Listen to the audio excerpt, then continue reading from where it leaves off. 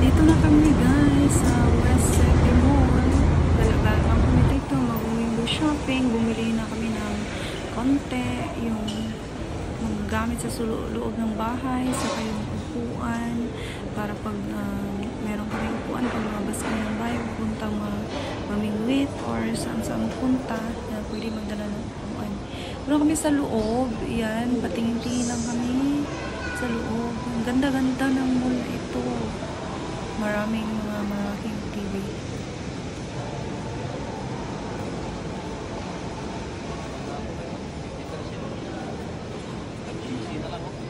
Ha? Oh, 15 na lang pang tugnaw.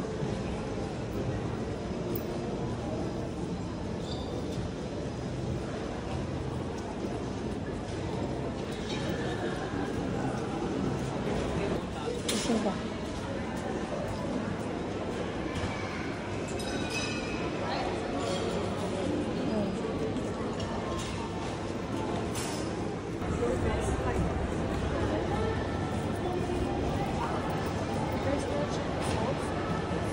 Ayan yung Pasco's Jewelries, yung maraming tinitinda dyan ng mga jewelries, yung mga relo. Ang ganda-ganda, tsaka grabe yung mga price guys.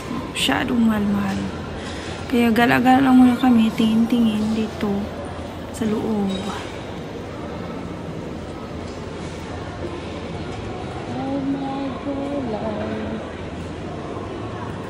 what is this? Michael Hay, bigyan sa mga jewelry.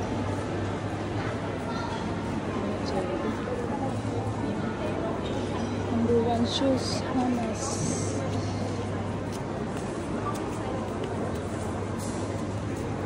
Ano naman sapatos, oh. Dito yung mga original ng mga shoes, Nike shoes. Grabe ang bili guys. $229, $300, $500. Naku.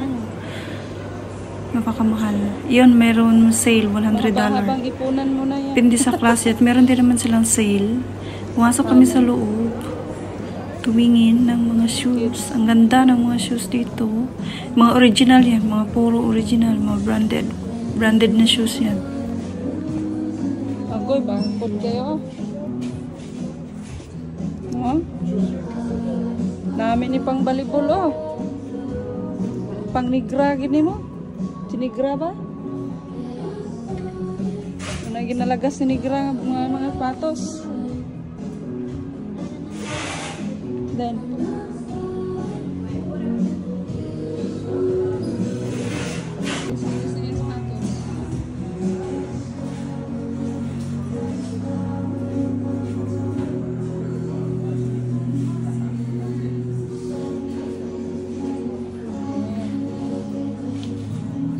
dala-dala. Ito.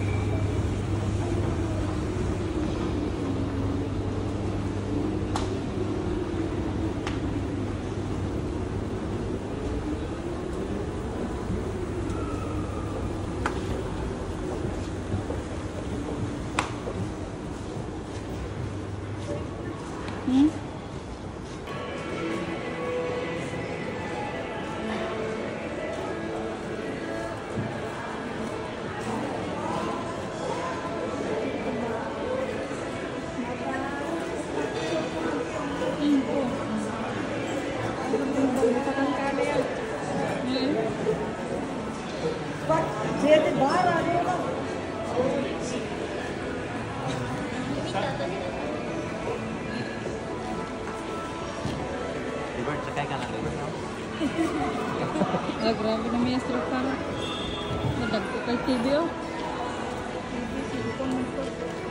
No, TV, oh. Pagkadakuas TV, oh.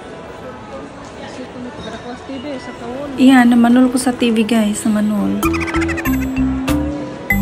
West City. Grabe na kuas TV, oh. Kalendris kilid, patubang sa kaliraan.